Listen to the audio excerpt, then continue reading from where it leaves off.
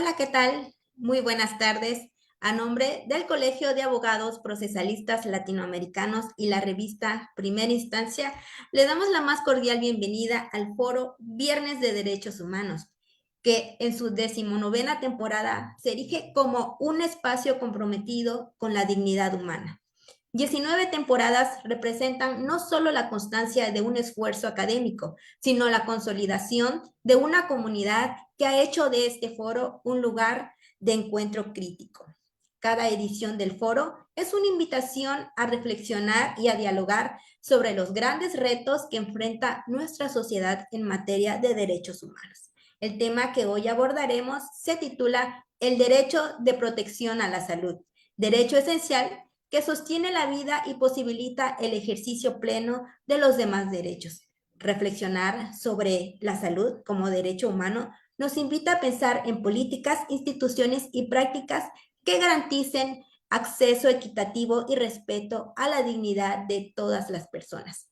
Para guiarnos en este espacio de reflexión del tema tan relevante como la salud, contamos con la participación del destacado doctor Hugo Carrasco Soule, cuya experiencia y pensamiento crítico nos permitirán profundizar en los desafíos y alcances de la salud como derecho humano fundamental.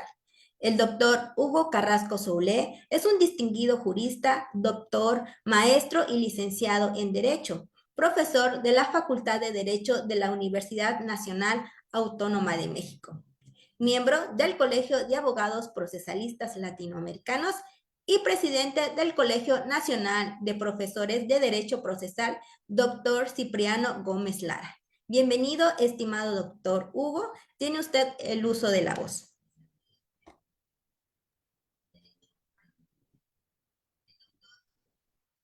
Bueno, pues antes que nada, muchas gracias por la invitación para estar en este tan importante foro. Como lo mencionas, Neidali, pues una de las características más importantes, tiene muchas, pero una es la permanencia y la constancia con la que el doctor Alfonso Martínez Lascano ha venido trabajando para estar difundiendo la cultura jurídica a través de este canal tan importante que se ha convertido TVLex.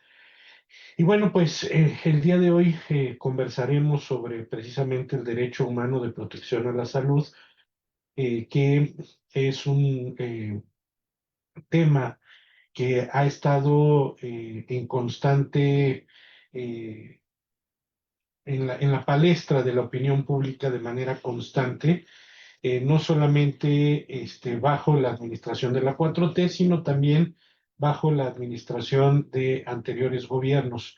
Como bien lo mencionabas, es un derecho fundamental, es un derecho humano, desde luego, pero es un derecho que permite y habilita la posibilidad de ejercer los demás derechos y estar en plenitud.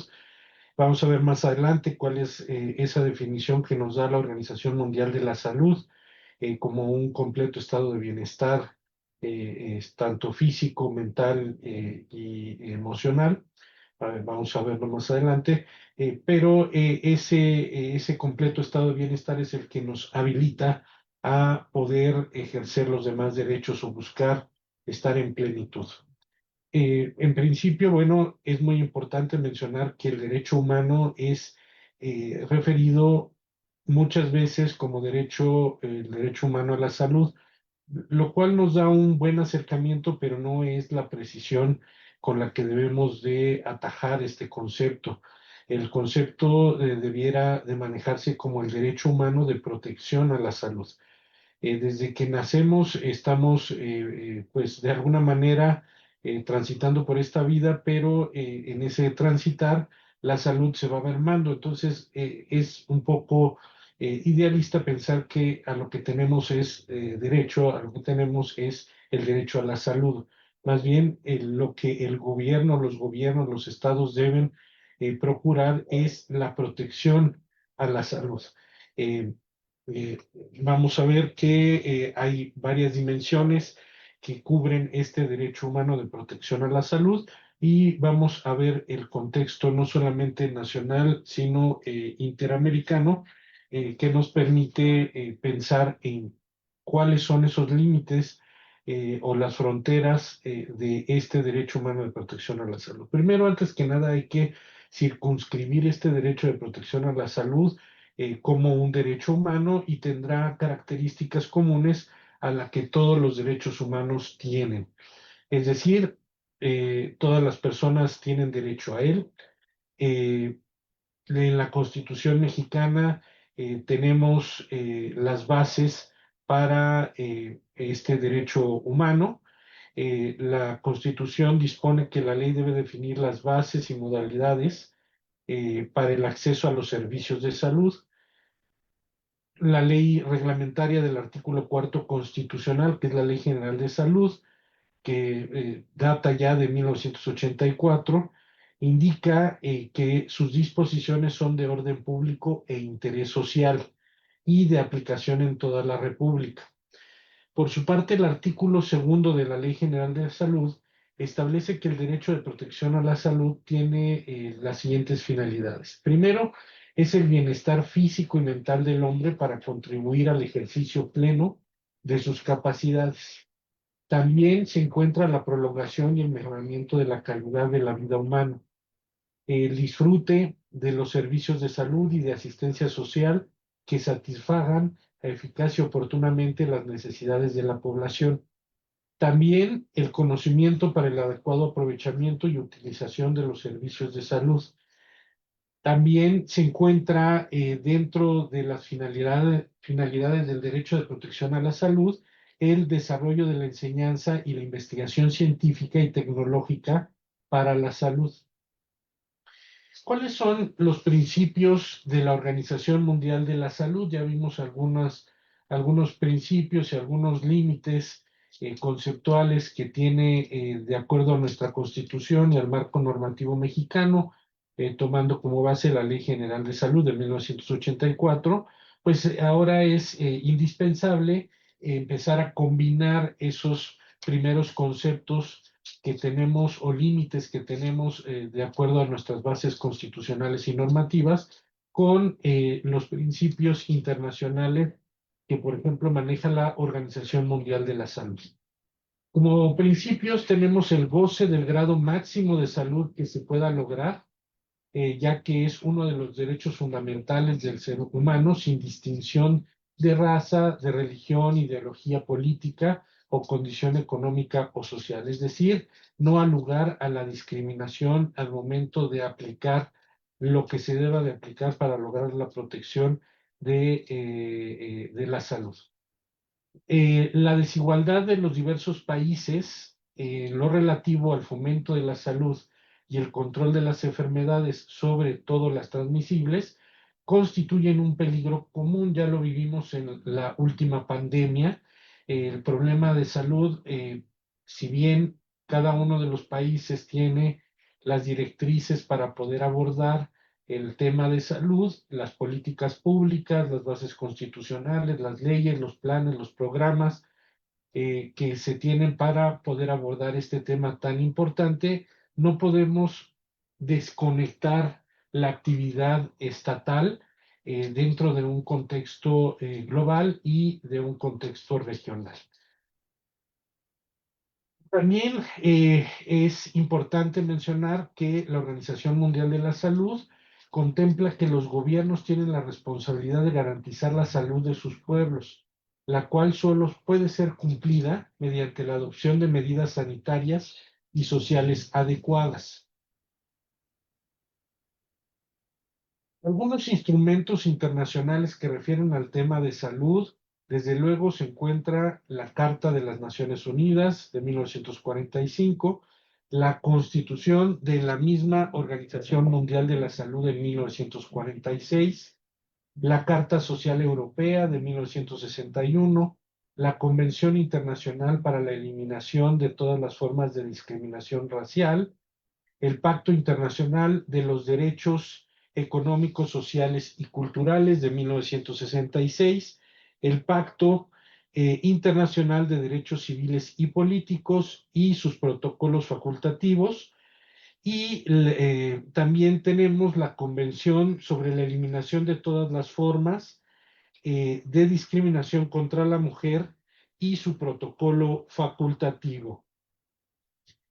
Tenemos algunos otros, por ejemplo, la Carta Africana de los Derechos Humanos y de los Pueblos, la Convención contra la Tortura y otros tratos o penas crueles, el protocolo adicional a la Convención Americana sobre Derechos Humanos en materia de derechos económicos, sociales y culturales, en la Convención sobre los Derechos del Niño y la Convención sobre los Derechos de las Personas con Discapacidad y su protocolo facultativo. Debemos de visualizar la salud como un derecho social que prevé y configura una actividad social del Estado precisamente dirigida a regular el complejo de las relaciones sociales en el sentido de garantizar de manera sustancial y efectiva el bienestar, como ya lo había yo mencionado, así como el progreso material y moral de todos los individuos. El artículo primero bis de la Ley General de Salud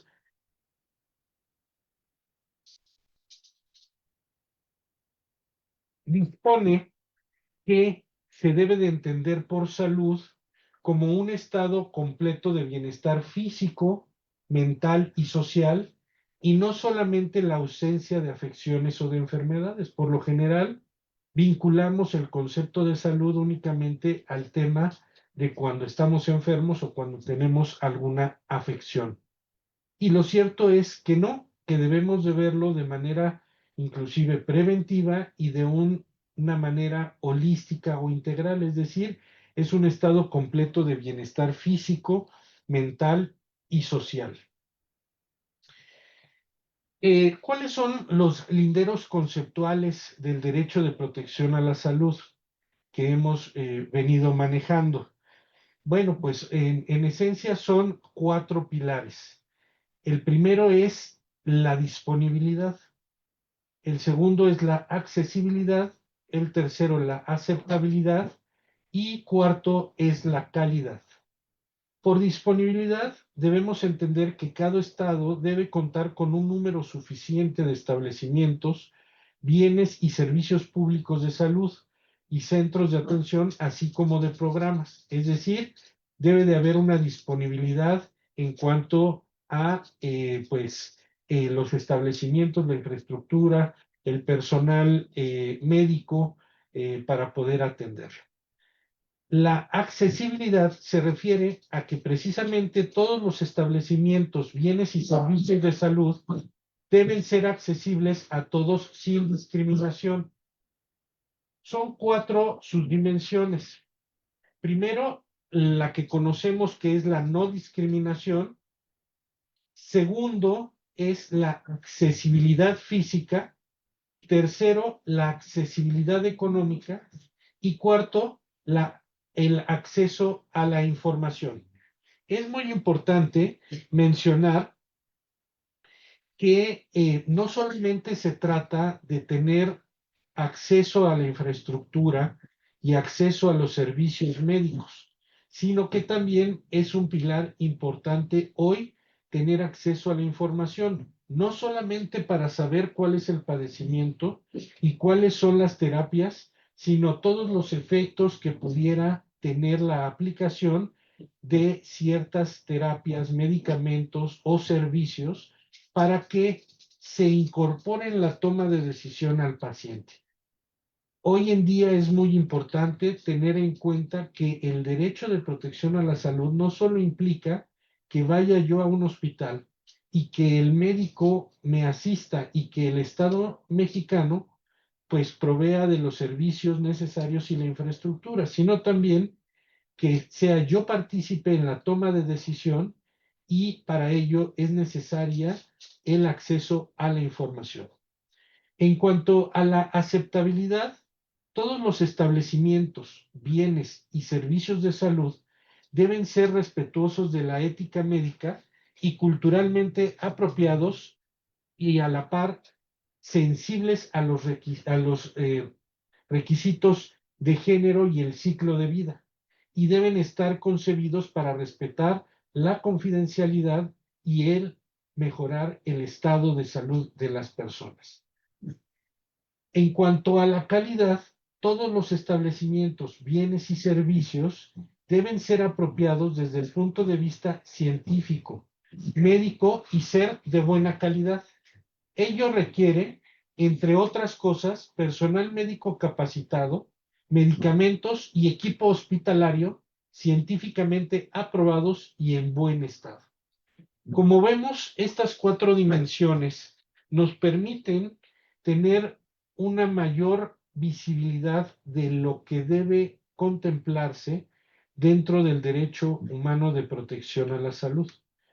La disponibilidad, la accesibilidad, la aceptabilidad y la calidad son pilares fundamentales en la disposición que se puede tener en el sistema normativo mexicano y en el Sistema Nacional de Salud de México. Es muy importante mencionar que los servicios, los medicamentos y los insumos, al vincularlos al tema de calidad, se deben también de vincular con otras características que tenemos en la realidad. Por ejemplo, cuando estamos hablando de que se deben de tener los insumos, servicios y bienes de calidad, a mi parecer, si hacemos un poco el recordatorio de lo que se contempla por la Organización Mundial de la Salud como principio del derecho y protección a la salud, que es el goce del grado máximo de salud que se pueda lograr, debemos de tener en cuenta que el tener acceso también a la innovación es un elemento fundamental y no solamente cómo se puede llegar a pensar en un lujo. Hay algunos informes o reportes, por ejemplo, de cuándo, en qué tiempo, cuándo y en qué tiempo se tiene acceso a la innovación en los países latinoamericanos, no solamente en México, pero al estar inserto en Latinoamérica, pues vivimos muchas características en común y la realidad es, aunque hay varias diferencias, tenemos puntos en común. Y uno de ellos es que el acceso a la innovación en México, en Latinoamérica, perdón, se da en un promedio de 5 años. Si este dato lo tuviéramos hace como el promedio, lo tuviéramos como el dato de hace unos 15 o 20 años, pues sería un dato que pudiéramos entrar en polémica para tratar de reducir esa brecha de 5 años, y habría ciertas discusiones en cuanto a la razonabilidad de esos 5 años. Sin embargo, hoy en día, que las nuevas tecnologías están avanzando a pasos agigantados y que eventualmente lo que me puedan estar aplicando el día de hoy dentro de 6 meses o un año ya no es la innovación en el manejo de algunas terapias, pues pensar en que el acceso a la innovación que tiene la población en Latinoamérica tiene una brecha de 5 años, pues nos hace pensar definitivamente que lo que estamos mencionando como acceso a la innovación ya no lo es. Cuando el medicamento o el servicio o el diagnóstico le llega a ese paciente en una brecha de 5 años, pues indudablemente ya no está recibiendo la mejor calidad e innovación que hay para atender esa terapia. Entonces, tenemos que pensar en reducir ese acceso a la salud. Cuando me refiero al acceso a la salud, me refiero al momento, hay varios momentos que pudieran pensarse en que ya se tiene acceso al medicamento. Y uno de ellos es, por ejemplo, cuando se otorga el registro sanitario. Debemos de tener en cuenta que para poder tener disponible un medicamento en el mercado mexicano es fundamental que el Estado mexicano, a través de la Secretaría de Salud por conducto de la COFEPRIS, otorgue un registro sanitario, que es el permiso que tiene para poder comercializar el producto en el territorio mexicano, entendiendo que ese producto demostró ante la COFEPRIS tres características fundamentales. La primera, calidad. La segunda, seguridad. Y la tercera, eficacia. ¿A qué se refieren estos principios que deben de acreditar los medicamentos? En cuanto a la eficacia, que la molécula que contempla o que contiene el medicamento es una molécula que sirve para lo en el estudio clínico a través del cual se demuestra esa eficacia, atiende la enfermedad o la indicación de esa enfermedad. Es decir, si se presenta ese medicamento para atender una enfermedad oncológica del pulmón, debe ser eficaz para atender esa enfermedad, esa indicación. Por lo tanto, a través de estudios clínicos que se hacen previamente, se demuestra la eficacia.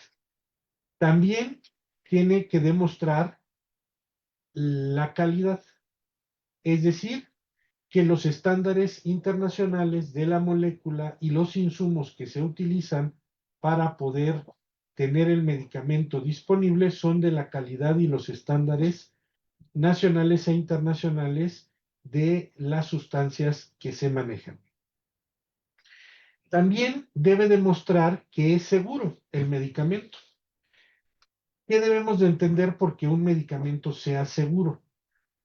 Todos los medicamentos son agentes ajenos al cuerpo y por lo tanto el cuerpo cuando los recibe va a luchar en mayor o menor medida por deshacerse, por combatir ese elemento ajeno a través del sistema inmunológico.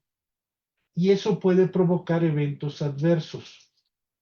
Por ejemplo, sin duda, todos hemos en algún momento de nuestras vidas tomado algún medicamento y en alguna ocasión el medicamento puede, para quitarme el dolor de cabeza, puede provocarme náusea. Bueno, como lo he mencionado, todo medicamento es un agente ajeno al cuerpo y por lo tanto va a tratar de rechazarlo, va a tratar de evitarlo. En ese sentido, espérenme un segundo.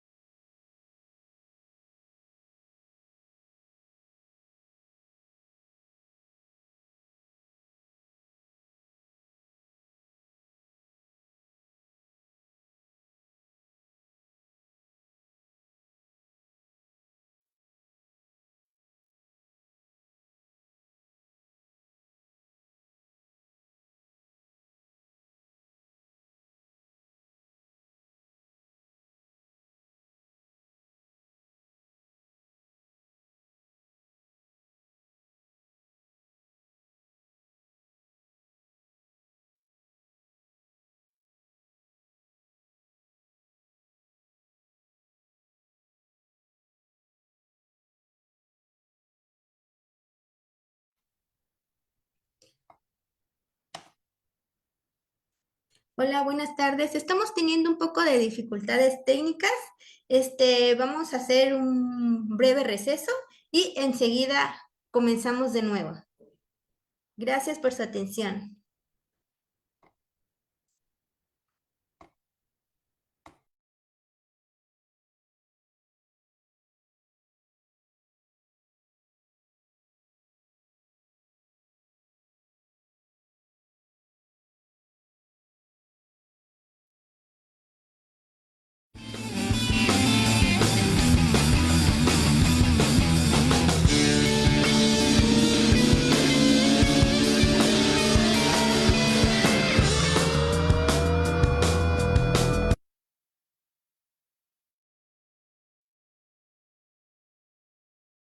Una disculpa. Entonces, estaba yo mencionando las características que debe de cumplir un medicamento, que es calidad, seguridad y eficacia, y con esto se otorga un registro sanitario. Ese registro sanitario habilita al medicamento para estar en el mercado mexicano y garantiza a la población que puede administrarse ese medicamento sin mayor problema. Cuando ese medicamento entra al mercado mexicano con ese registro sanitario, entra solamente al sector privado. Por lo tanto, no podemos pensar que el 100% de la población tiene acceso a ese medicamento porque solamente el registro sanitario lo habilita para estar en el sector privado. Después de obtener el registro sanitario, se hacen otros trámites para poder tener el medicamento en el compendio nacional, que es el que habilita a las instituciones públicas a poder adquirir el medicamento a través de una clave que se le asigna.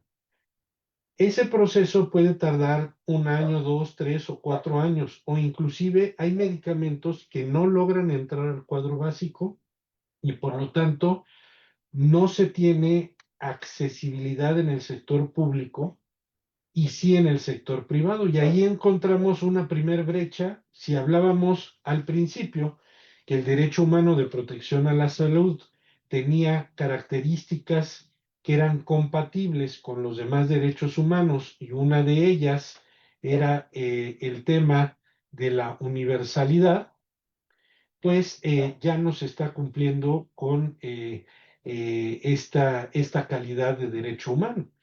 Ya hay una discriminación en el tema del derecho humano de protección a la salud, ya no se está cumpliendo en virtud de que hay una discriminación entre aquellos que pueden pagarlo de su bolsa o pagarlo a través de un seguro de gastos médicos mayores y aquel segmento de la población que no tiene acceso sino a través del sector público. Entonces, ahí ya tenemos un primer grave problema en cuanto a estos pilares que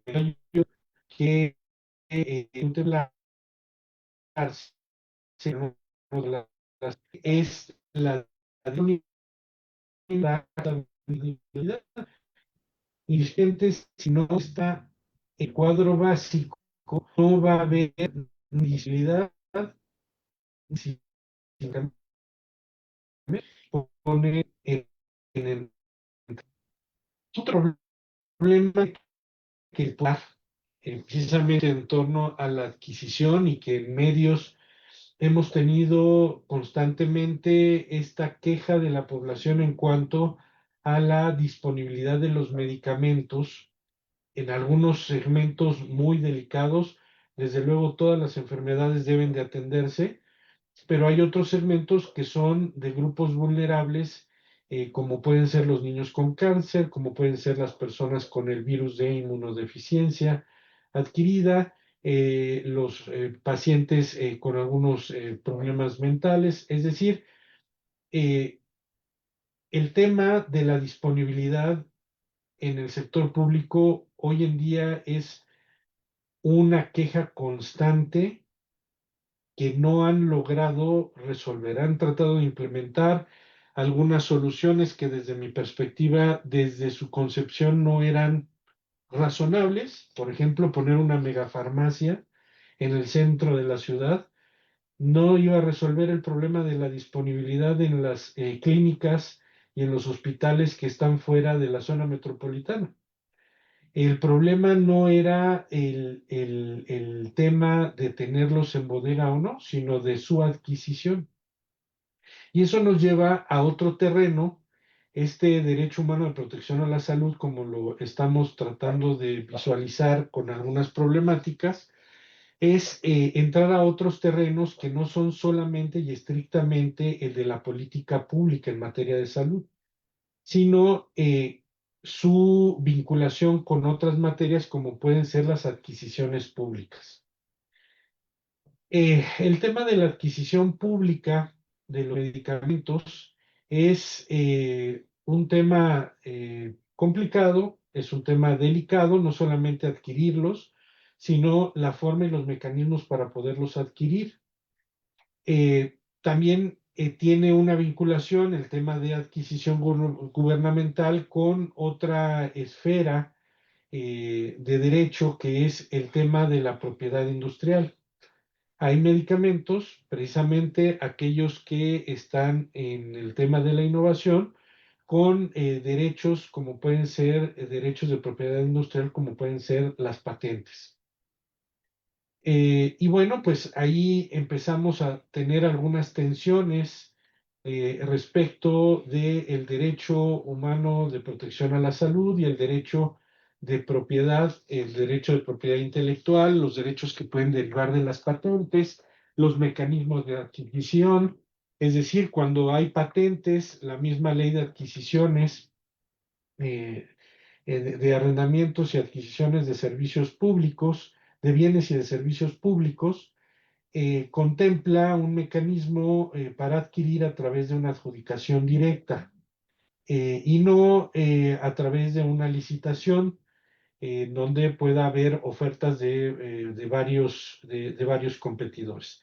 Hay adjudicación directa porque hay un derecho de exclusividad que origina la patente y que pues tenemos también una ley de propiedad industrial, una ley federal de propiedad industrial, de protección a la propiedad industrial, que contempla esas exclusividades y beneficios. El tema está eh, bueno, pues se tendrá que respetar y hacer procedimientos de adquisición y adquirir la innovación y tenerla disponible. Ya hay varios amparos en nuestro sistema normativo mexicano, en donde se ha mencionado que el tema del derecho de protección a la salud no es un tema de recursos, es decir, no puede defenderse el Estado mexicano diciendo, pues no te voy a dar la medicina porque no tengo recursos para comprarlos.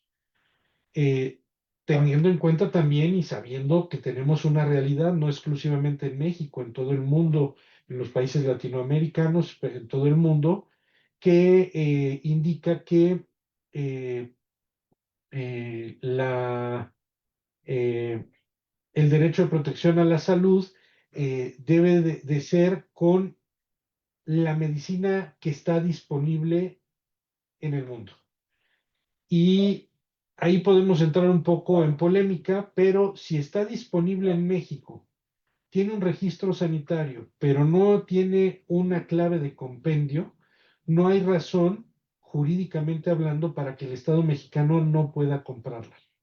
La debe de comprar y debe de estar disponible. ¿Qué es lo que tenemos que hacer como Estado? Ponernos de acuerdo para eficientar los trámites burocráticos que existen para precisamente tener la accesibilidad de los medicamentos en todos y cada uno de los complejos hospitalarios que existen en el país.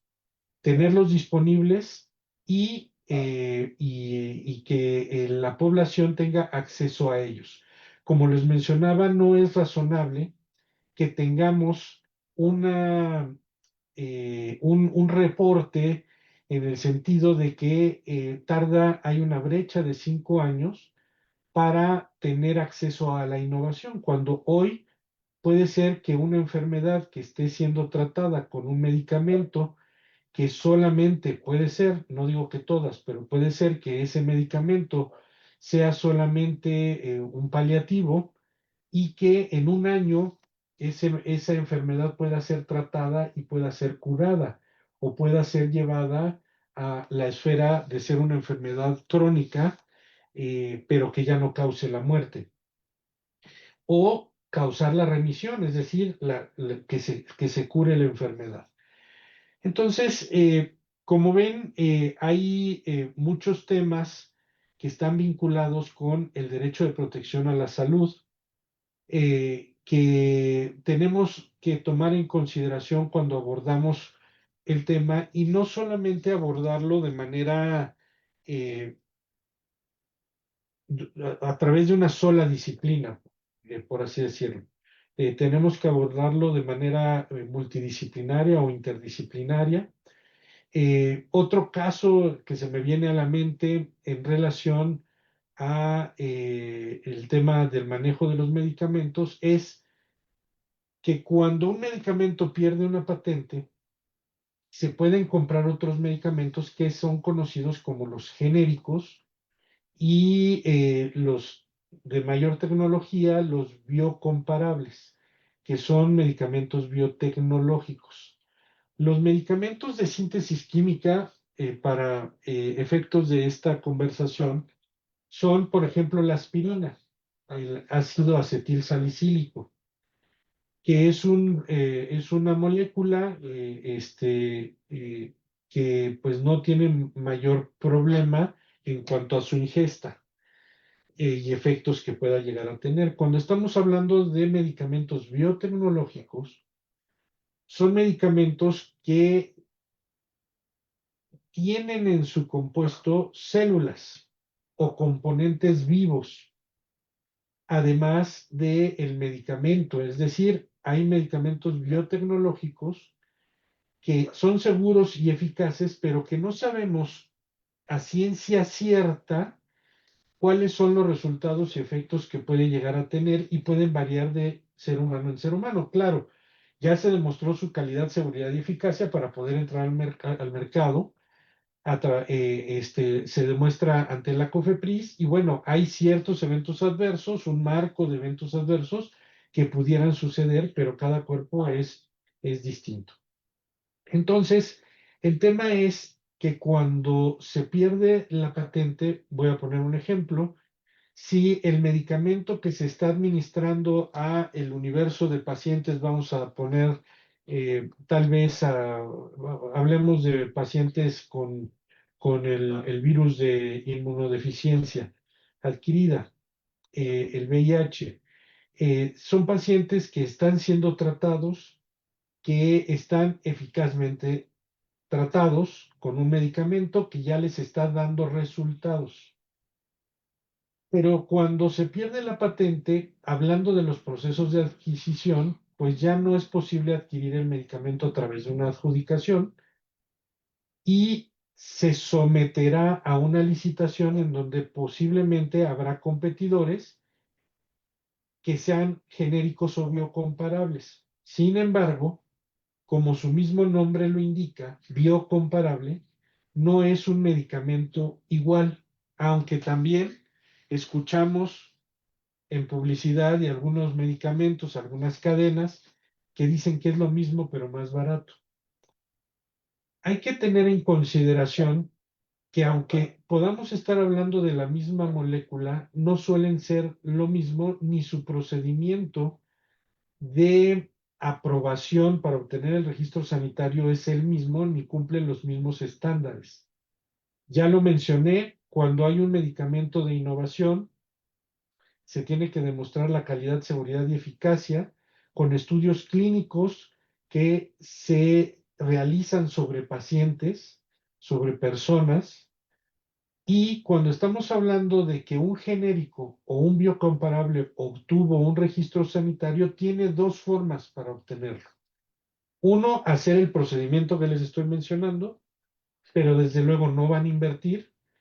Y el segundo es el camino que la mayoría de los países ha decidido incluir en su normativa sanitaria para pedirle al genérico y al biocomparable que solamente demuestren que son la misma molécula. Si demuestran que son la misma molécula, entonces el Estado mexicano presume que tiene la misma seguridad, calidad y eficacia. Enfatizo la palabra presume. La presunción es una mecánica mental que hacemos para inferir de un hecho conocido sin demostrar el desconocido, darlo por cierto. Y es aquí donde quiero también dejar una semilla sembrada en el sentido de, si bien es cierto que tenemos ciertos problemas en cuanto al acceso a la salud, ¿hasta dónde estamos dispuestos como sociedad a administrarnos medicamentos bajo una presunción. Administrar los medicamentos que no han demostrado su seguridad, calidad y eficacia, sino que se presume su calidad, seguridad y eficacia porque son la misma molécula. Pero hablando de los biocomparables, ya les he mencionado que científicamente los farmacólogos, los médicos, llegan a la conclusión de que un biocomparable, por eso se llama biocomparable, no es exactamente la misma molécula. Y por lo tanto los efectos pueden ser diferentes. Y aquí me voy a vincular precisamente al tema de que cuando un medicamento que tenía una patente que se le estaba administrando a un paciente que estaba teniendo efectos médicos apropiados, llega el momento en que a mitad del año pierde la patente y por lo tanto se adquiere el biocomparable. Ese biocomparable no sabemos si le va a seguir surtiendo efectos como lo venía haciendo el medicamento innovador. Y aquí lo vinculo con dos principios de de los derechos humanos que son el principio de progresividad y no regresividad. El principio de progresividad y no regresividad es muy importante en el sentido de que si bien es cierto no solamente para el tema de salud, sino para todos los temas vinculados con los derechos humanos,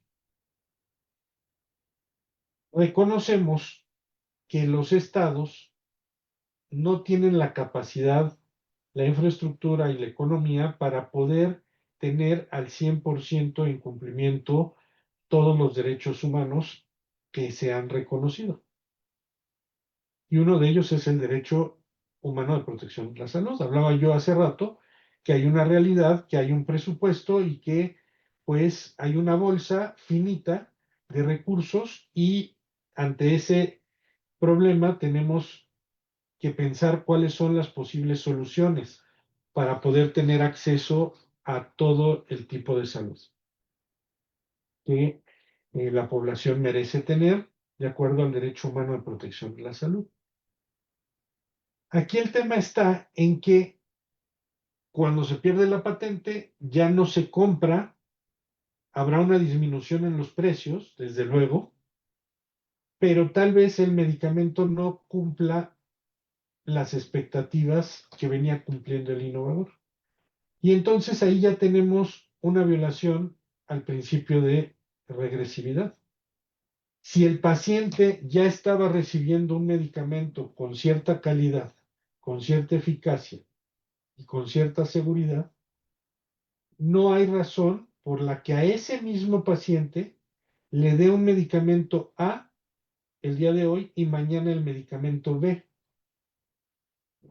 Caso distinto es si a los nuevos pacientes les empiezo a administrar el medicamento B, que ya es el genérico y biocomparable, porque ya ahí ya no hay una brecha de que pueda o no funcionarle la misma terapia. Está empezando con otra terapia, con la terapia biocomparable.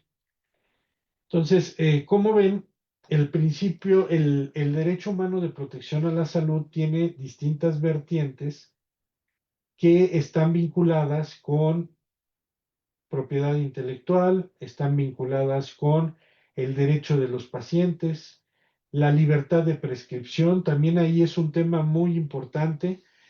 Si, si ustedes recuerdan, más bien, si ustedes pueden eh, pues investigar un poco, más que recordar, investigar un poco, cuando un paciente va con un doctor, pues el doctor, independientemente de que, como ya lo mencioné, debe de tener acceso el paciente a la información, independientemente de eso, pues el responsable de la atención, el responsable profesional de la atención médica es el doctor. Y cuando estamos en el sector privado, pues el doctor tiene la libertad de generar la receta médica y ponerle el medicamento para que sea atendida esa persona con ese medicamento porque el doctor tiene experiencia con ese medicamento. En el sector público, desafortunadamente, hemos eh, adoptado ciertas medidas que le impiden a los médicos tener esa libertad de prescripción. Para mí me parece que es una violación fundamental a la libertad de profesión y a la responsabilidad médica que puede, porque, perdón, en los hospitales públicos lo que hacen para determinadas terapias es decirle a los médicos, no hay este medicamento, solo hay este otro medicamento. Tienes que tratar a este paciente con este otro medicamento, que puede ser un biocomparable, pero que en la experiencia del doctor puede ser que en sus pacientes no haya tenido la misma eficacia el biocomparable que el medicamento innovador. Y por lo tanto tiene la obligación, es más, si no prescribe de manera genérica, en el sector público puede incurrir en responsabilidad administrativa. Es muy importante tener en cuenta que frente a esta responsabilidad administrativa y el deber de cuidar de los recursos públicos, pues hay otros derechos que están enfrente y que están bajo estos pilares de disponibilidad, aceptabilidad, calidad y accesibilidad. Cuando hablábamos de la aceptabilidad, me refería a que los bienes deben ser respetuosos de la ética médica y culturalmente apropiados. Es decir, no solamente me refiero, por ejemplo, a aquellas terapias que es necesario hacer alguna transfusión y estamos hablando de que por la religión impide que se tenga el manejo de la sangre. No me refiero solamente a eso, sino que si yo como médico sé que este medicamento innovador está teniendo estos resultados y que el biocomparable no los tiene, pues debiera de tener yo la oportunidad de recetar conforme a mi experiencia médica y a mi responsabilidad como profesional el medicamento que yo considere apropiado para atender a esa persona. Y desafortunadamente a través de la normatividad que tenemos hoy en el sector público, hoy ya no es así.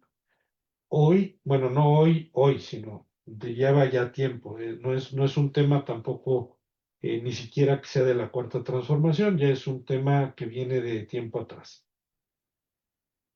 Sin embargo, la libertad de prescripción es también un derecho humano. Como ven, lo que estoy tratando de poner sobre la mesa, que el derecho humano de protección a la salud, si lo revisamos de manera unilateral, si lo revisamos de manera individual más que unilateral, de manera individual, y no hacemos este ejercicio de ver en dónde se pueden generar las tensiones con otros derechos, eh, pues vamos a llegar a conclusiones inapropiadas, inadecuadas y que además no corresponden a la realidad.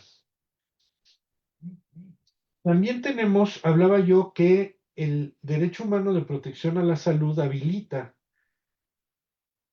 el empleo de ciertos medicamentos sí y solo si tienen registro sanitario, lo cual me parece a mí absolutamente lógico.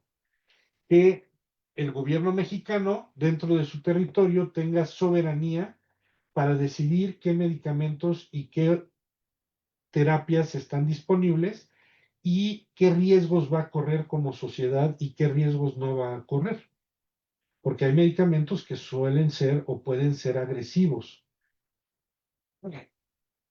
El tema está en que, por ejemplo, se han adoptado algunas decisiones administrativas para poder adquirir medicamentos sin registro sanitario en México, siempre y cuando tengan registro sanitario en otro país, lo cual a mí me parece un poco delicado, complejo, porque no sabemos los estándares bajo los cuales fue revisado ese medicamento. Primero tendríamos que ponernos de acuerdo, por ejemplo, los países latinoamericanos, en soportar, en aprovechar, en apoyarnos en las decisiones que se vayan generando por otras autoridades sanitarias en otros países, que permita tener la seguridad bajo ciertos estándares en los que nos tengamos que poner de acuerdo para que se otorguen registros sanitarios y que si ya se otorgó en Brasil, pues yo no deba de correr todo el proceso de registro sanitario para reducir esa brecha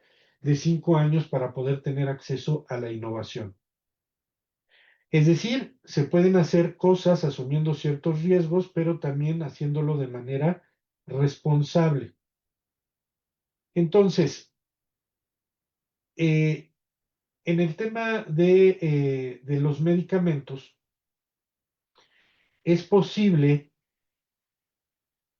según estas reformas que se generaron, obtener, en aras de obtener precios más bajos, medicamentos en licitaciones que no tengan registro sanitario, lo cual me parece muy delicado. Ahora, se establece que se puede adquirir y que tendrán que presentar su solicitud de registro sanitario en un plazo breve, unos días, 15 días, 10 días, 5 días. Sin embargo, el proceso de evaluación de ese registro sanitario puede tardar 6 meses, un año, es más. Podría ser que de acuerdo a la licitación, el que ofertó el medicamento sin registro sanitario lo tenga que poner a disposición del servicio público sin que todavía tenga registro sanitario. Imagínense. Entonces, hay que tener en cuenta que cuando hablamos del derecho de protección a la salud, al ser un tema muy complejo, tenemos que ser cuidadosos en que no nos dejemos ir solamente, por ejemplo, en tratar de reducir precios, en tratar de aplicar, por ejemplo, en otros países, cuando hay patentes, se ha llegado a aplicar las licencias obligatorias, es decir, obligar al que es titular de una patente a otorgar una licencia para que alguien más lo explote, para que alguien más lo venda. Y eso al parecer generaría mayor competencia. Y sí, efectivamente puede ser que en ese medicamento en específico se reduzcan los precios, pero ¿qué es lo que va a suceder? Las empresas que se dedican a la investigación y desarrollo de medicamentos ya no van a seguir invirtiendo y vamos a romper el ciclo virtuoso de la innovación. Para que un medicamento llegue hoy, para que hoy esté disponible, hoy 2026, quiere decir que atrás hay 20 o 25 años de investigación, desarrollo, de pruebas clínicas, de demostrar la seguridad, calidad y eficacia para que hoy lo podamos tener disponible. Una inversión considerable y un riesgo bastante alto, porque puede ser que aquel que está investigando asuma riesgos en el sentido de que puede ser que desarrolle una molécula, pero al final del día no salga al mercado y eso ya se generó como una inversión que no va a tener retorno. Entonces, es muy importante tomar en consideración que cuando se toman decisiones en el sector público, no se puede solamente pensar en reducir los precios por reducir los precios, sino que seguramente si utilizo mecanismos que no son apropiados, como las licencias obligatorias, que sí tienen una razón de ser, pero es para casos de extrema urgencia, no para cuando el gobierno mexicano dice que no tiene la capacidad para comprar. Eso no es una urgencia, es una mala planeación, una mala política pública. Una emergencia es lo que vivimos en la pandemia. Y aún así, en la pandemia que acabamos de pasar, no hubo licencias obligatorias. ¿Por qué? Porque había un sistema de propiedad intelectual en donde todo el mundo sabía cuál era su derecho y hubo colaboración, participación entre el sector público, privado y social para tener disponibles las vacunas y respetar los derechos de propiedad intelectual. Voy a cerrar con el comentario de que la población, el ser humano, el individuo, la persona, tiene el derecho a tener acceso a la mejor medicina y a los mejores servicios de salud, no importando que se tengan o no recursos para poderlo establecer como una política pública. Es un derecho humano y como tal debe de estar en la conciencia del Estado el ir cada vez dando pasos que lo acerquen, de acuerdo al principio de progresividad, al cumplimiento de ese derecho, y en ningún caso, puede haber algún caso de emergencia, pero por regla general, en ningún caso, dar pasos hacia atrás, violentando el principio de regresividad. Muchas gracias. Muchas gracias, estimado doctor Hugo Carrasco Soler. Muy, muy interesante todo lo planteado, desarrollado sobre el derecho a la protección de la salud, que lo hemos estado analizando contigo mismo ya desde hace tiempo. Recordamos que con tu participación de manera presencial acá en Chiapas iniciamos esta labor que lleva 19 ya temporadas de Viernes de Derechos Humanos, así que siempre es muy grato escucharte y sobre todo ir ampliando los conocimientos sobre esta área tan fundamental que hablamos de la vida de las personas y de la calidad de vida, ¿no? ¿Cuál podríamos decir que es el problema más grande actual para proteger de manera genérica en la población este derecho para que tenga eficacia? ¿Cuál es el verdadero eh, obstáculo desde tu punto de vista? Desde mi perspectiva, que también se tiene que poner en un contexto, pero en muchos países el problema es que se le destina poco PIB. Y en algunos países, como es el caso de México, se va reduciendo. No es una reducción muy fuerte, pero no va ampliándose, se va reduciendo a pequeños pasos, pero se va reduciendo. Entonces, la primera es pensar que el derecho de protección a la salud es un gasto, no una inversión. Si hoy pensamos que el gobierno mexicano piensa que está gastando mucho y por eso le destina menos Producto Interno Bruto, eh, vamos a partir de un supuesto incorrecto, porque ese paciente que cae en enfermedad, o esa persona que cae en enfermedad y que se le dan en lugar de soluciones a la enfermedad paliativos, en muchas ocasiones ese paciente tiene una incapacidad temporal o a veces permanente y por lo tanto deja de producir y por lo tanto se vuelve una carga para su familia y por lo tanto viene una cadenita que en lugar de generar los medios apropiados para que ese paciente regrese a su vida y a su entorno apropiado, adecuado, al máximo estado de bienestar para tener sus potencialidades al máximo, pues lo mandamos al cajón de los que están inhabilitados y se vuelve una carga y ahí se genera un gasto, no una inversión.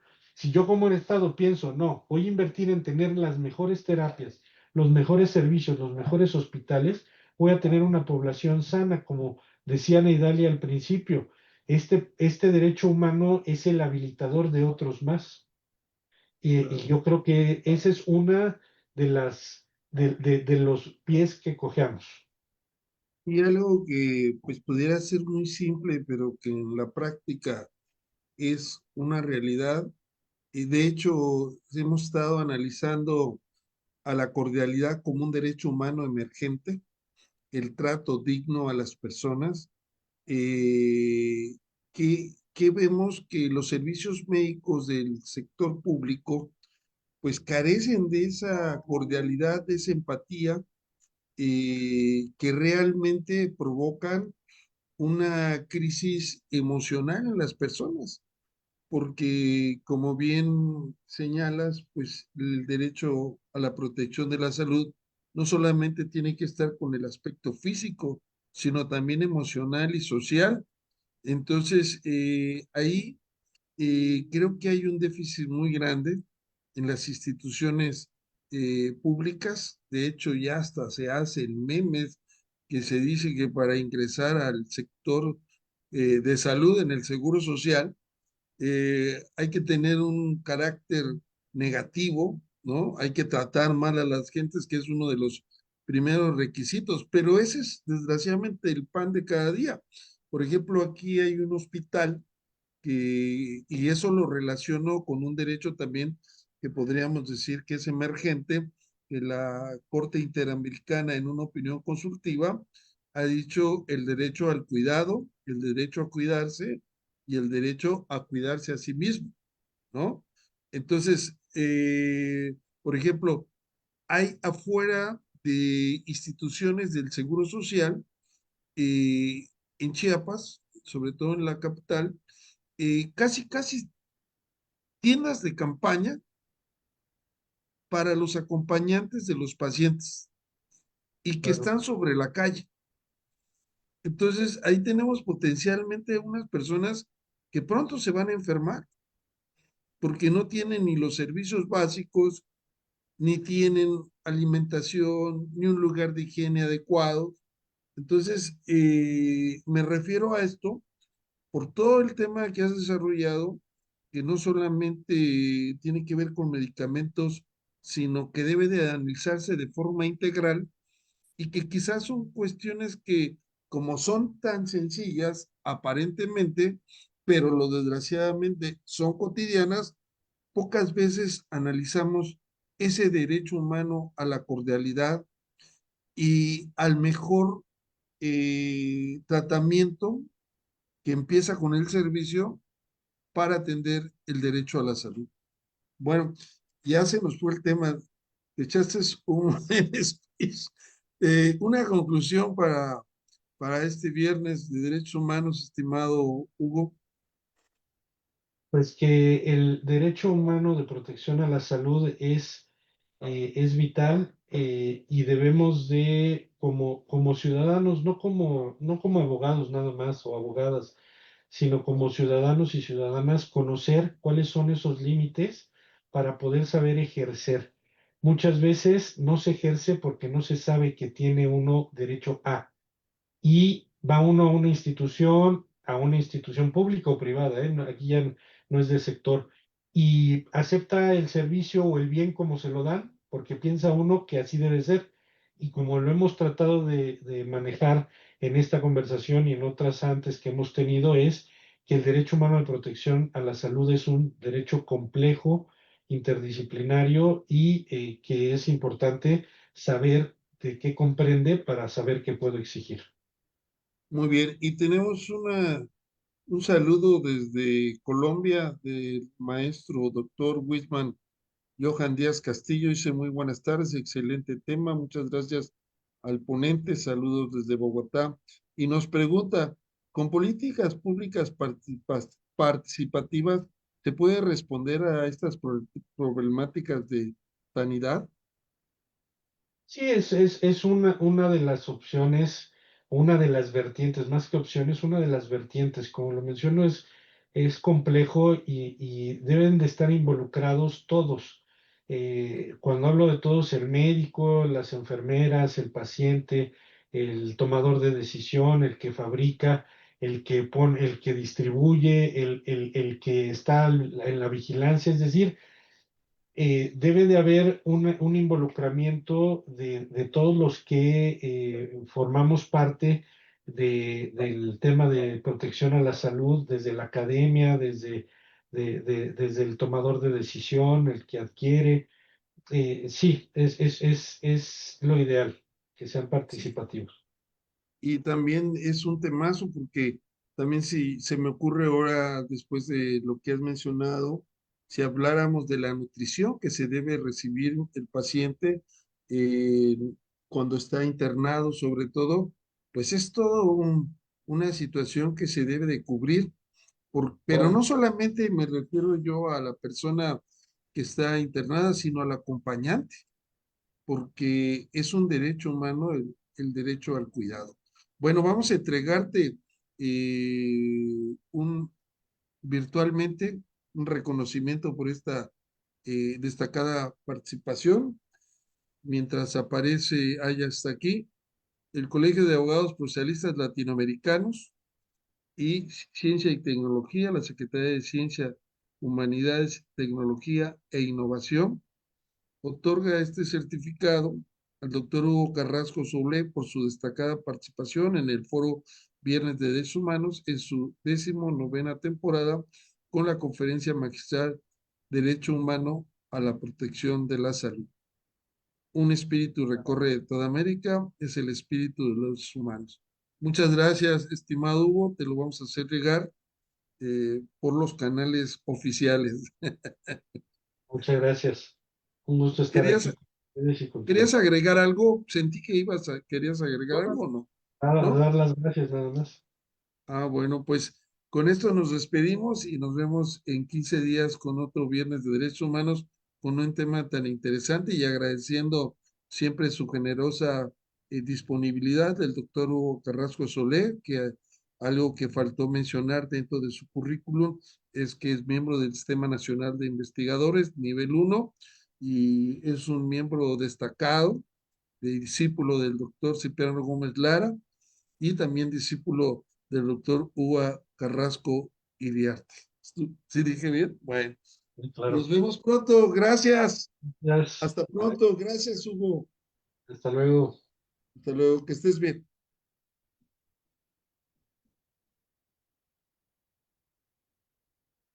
Gracias.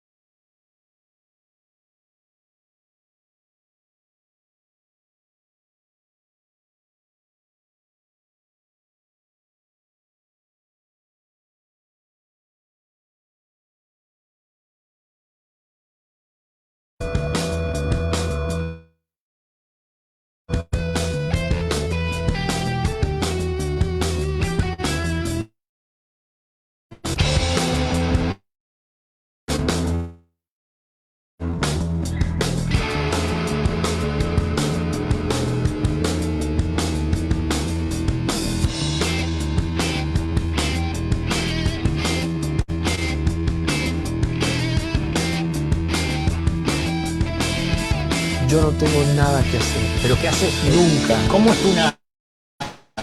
Yo nunca tengo nada Yo voy que a tu hacer. casa y ¿qué estás haciendo? Nada, absolutamente. O sea, estás tirado en la cama y las teles, Es que comes. la gente le gusta hacer algo a fuerza. No, pero ¿cómo es tu nada? A fuerza. Y yo les quiero enseñar a la gente a no hacer nada. Entonces siempre que hablo con una persona, le digo, ahora te voy a enseñar a no hacer nada. ¿Y cómo es tu nada? A ver, una pregunta para ella. ¿Qué pasaría si el primer